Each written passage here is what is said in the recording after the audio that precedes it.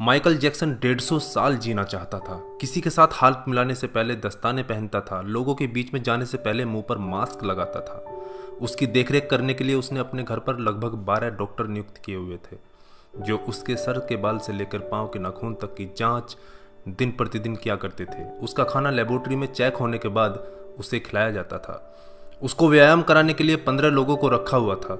Michael Jackson अश्वेत था। उसने 1987 में प्लास्टिक सर्जरी करवाकर अपनी त्वचा को गोरा बनवा लिया था। अपने काले माँ बाप और काले दोस्तों को भी उसने छोड़ दिया।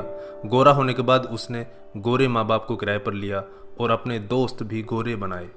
शादी भी गोरी औरतों के साथ की। नवंबर 15 को माइकल ने अपनी नर्स डेबी रो से विवाह किया, जिसने प्रिंस माइकल जैक्सन जूनियर और पेरिस माइकल कैथरीन को जन्म दिया।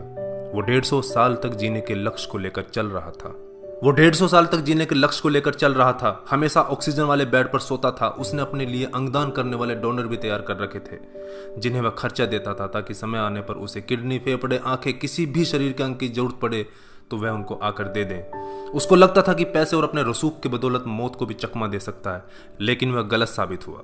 25 जून 2009 को उसके दिल की धड़कन रुकने लगी। उसके घर पर 12 डॉक्टर्स की मौजूदगी में हालत काबू में नहीं आई। सारे शहर के डॉक्टर उसके घर पर जमा हो गए, वह भी उसे नहीं बचा पाए। उसने 25 साल तक बिना डॉक्टर से पूछे कुछ नहीं खाया था। अंत समय में उसकी हालत बहुत खराब हो गई थी। 50 साल तक आते आते वह पतन के करीब पहुंच गया था और जून 25, 2009 को वह इस दुनिया से चला गया। जिसने अपने लिए 150 साल जीने के इंतजाम कर रखे थे, उसका इंतजाम धरा का धरा रह गया दोस्तों। जब उसकी बॉडी को पोस्टमार्टम हुआ तो डॉक्टर ने बताया कि उसका शरीर हड्डियों का ढांचा बन चुका था।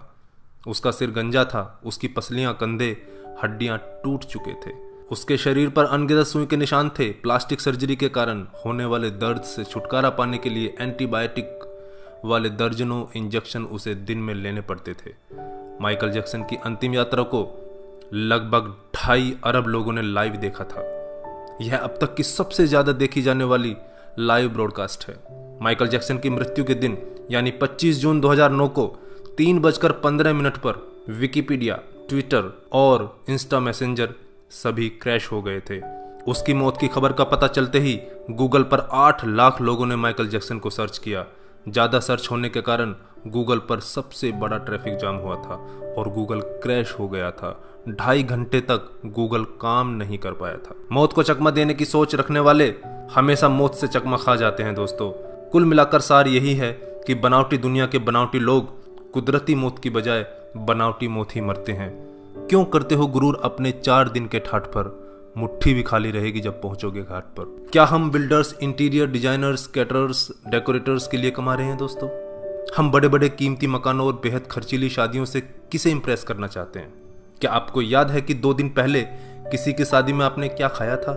जीवन के प्रारंभिक वर्षों में क्यों हम पशुओं की तरह काम करते रहते हैं और काम में जुटे रहते हैं? कितनी पीढ़ियों के खान पान और लालन पालन की व्यवस्था हम करना चाहते हैं? हम में से अधिकांश लोगों के 2 बच्चे हैं, बहुत का तो सिर्फ 1 ही बच्चा है। हमारी जरूरत कितनी है और हम कितना पाना चाहते हैं, इसके बारे में जरा सोचिए। क्या हमारी अगली पीढ़ी कमाने में सक्षम नहीं है जो हम उनके लिए ज़्यादा से ज़्यादा सेविंग कर देना चाहते हैं? क्या हम सप्ताह में 1.5 दिन अपने मित्रों, अपने परिवार और अपने लिए स्पेयर नहीं कर सकते? क्या आप अपनी मासिक आय का 5% अपने आनंद के लिए, अपनी खुशी के लिए खर्च करते हैं? सामान्यतः जवाब नहीं में ही होता है। हम कमाने के साथ साथ आनंद भी क्यों नहीं प्राप्त कर सकते दोस्तों? इससे पहले कि आप स्लिप डिस्क का शिकार हो जाएं, इससे पहले कि कोलेस्ट्रॉल आपके हार्ट को ब्लॉक कर दे, आनंद प्राप्ति के लिए समय निकालिए मेरे दोस्तों। हम किसी प्रॉपर्टी के मालिक नहीं होते, सिर्फ कुछ कागजातों, कुछ दस्तावेजों पर अस्थायी रूप से हमारा नाम लिखा होता है। अगर भगवान ऊपर है तो वो हमें देखकर हंसता होगा। वो सोचता होगा कि हम कैसी कैसी बातें करते हैं जब हम कहते हैं कि मैं इस जमीन के टुकड़े का मालिक हूं। किसी के भी बारे में उसके शानदार कपड़े और बढ़िया कार देखकर राय कायम मत कीजिए। हमारे महान गणित और विज्ञान के शिक्षक स्कूटर पर ही आया जाया करते थे। धनवान होना गलत बात नहीं है, लेकिन सिर्फ धनवान होना गलत है। आइए जिंदगी को पकड़ें इससे पहले कि जिंदगी हमको पकड़ ले। एक दिन हम सब जुदा हो जाएंगे, तब अपनी बातें, अपने सपने हम बहुत मिस करेंगे। दिन, महीने, साल गुजर जाएंगे, शायद कभी कोई संपर्क नहीं रहेगा, एक रोज हमारी बहुत पुरानी तस्वीर देखकर हमारे बच्चे हमसे पूछेंगे कि तस्वीर में ये दूसरे लोग कौन हैं। तब हम मुस्कुराकर अपने अदरस आंसुओं के साथ बड़े फक्र से कहेंगे, ये वो लोग हैं जिनके साथ मैंने अपने जीवन के बेहतरीन दिन गुजारे थे। मेरे दोस्तों, जीना सीखिए। धन्यवाद। जय हिंद।